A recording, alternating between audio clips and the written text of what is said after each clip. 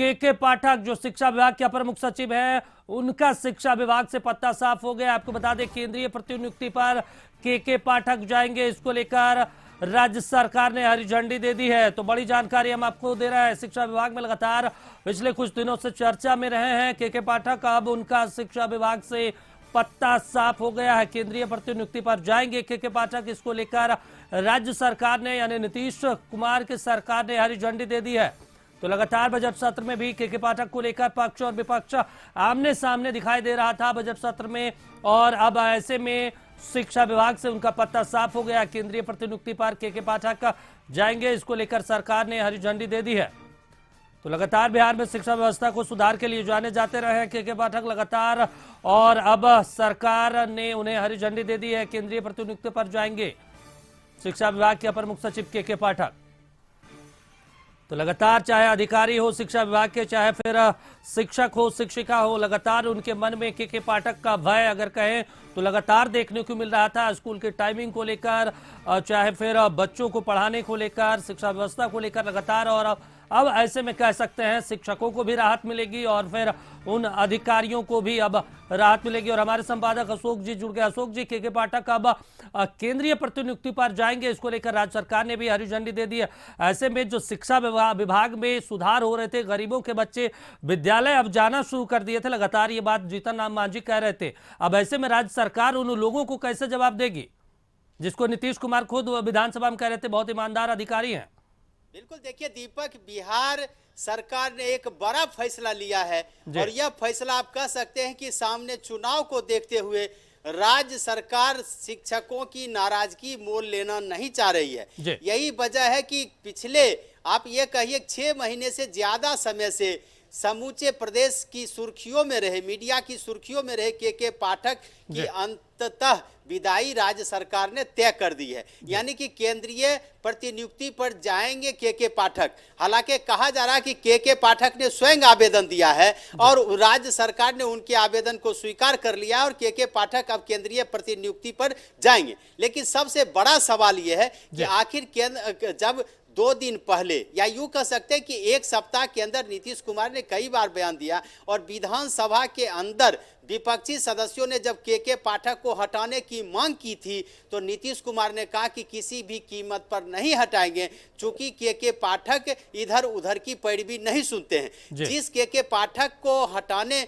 के लिए विपक्षी पार्टियों ने सारी ताकत झोंक दी थी, लेकिन मुख्यमंत्री नीतीश कुमार टस से मस नहीं हुए। लेकिन आज वही नीतीश कुमार बिहार सरकार के सामने आखिर क्या मजबूरी थी कि उन्होंने के पाठक को केंद्रीय प्रतिनियुक्ति पर भेजने का फैसला ले लिया है और के पाठक ने जो आवेदन दिया है उस आवेदन को स्वीकार कर लिया है। साफ है, बिहार विधान मंडल के बजट सत्र के अंतिम दिन से 1 दिन पहले राज्य सरकार ने यह फैसला लेकर के यह संदेश देने की एक तरह से कहिए कोशिश की है कि राज्य सरकार यह मानती है कि जनप्रतिनिधियों की जो मांग है और के पाठक के खिलाफ जिस तरह से माहौल बन रहा था और मुख्यमंत्री नीतीश कुमार के विधानसभा के अंदर बयान देने के बावजूद भी के पाठक ने स्कूलों के समय में जो कोई बदलाव नहीं किया, उसकी अधिसूचना जारी नहीं की, राजभवन और शिक्षा विभाग के बीच जिस तरह से टकराव शुरू हुए, वैसी परिस्थिति में राज्य सरकार अब के पाठक को झेलने के लिए तैयार नहीं थी।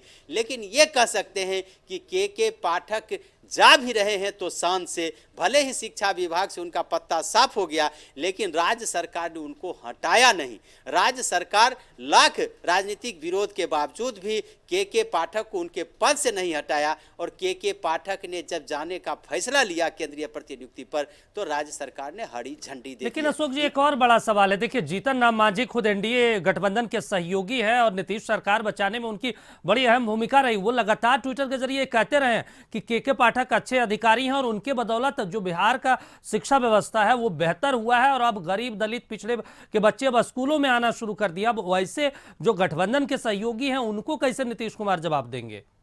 जो भी हो, लेकिन एक बात तय है कि के पाठक को लेकर के एनडीए गठबंधन में भी जो दल थे, बीजेपी भी के पाठक से नाराज चल रही थी। आपने देखा होगा कि नियोजित शिक्षकों ने जब बीजेपी के प्रदेश अध्यक्ष और राज्य के उप मुख्यमंत्री सम्राट चौधरी से मुलाकात की थी, तो उन्होंने कहा था कि इस मामले को लेकर के हम मुख्यमंत्री से बात करेंगे। तो एक तरह से कहिए कि दबाव में राज्य सरकार थी, नीतीश थे, जीतन राम मांझी हो या बीजेपी हो, तो इस ऐसी परिस्थिति में के पाठक को अब ज्यादा दिनों तक झेलना नीतीश कुमार ने मुनासिब नहीं समझा, और यही वजह है कि के पाठक ने केंद्रीय प्रतिनियुक्ति पर जाने की इच्छा जताई, तो राज्य सरकार ने उसे हरी झंडी दे दी है। और के पाठक की विदाई भी होगी तो शान से इतना जरूर कह सकते हैं कि जब तक शिक्षा विभाग के पद पर रहे, के पाठक ने झुकने से इनकार कर दिया किसी के सामने, और के पाठक जब जा रहे हैं तो उन्होंने खुद केंद्रीय प्रतिनियुक्ति पर जाने का फैसला लिया, इच्छा जताई, और राज्य सरकार ने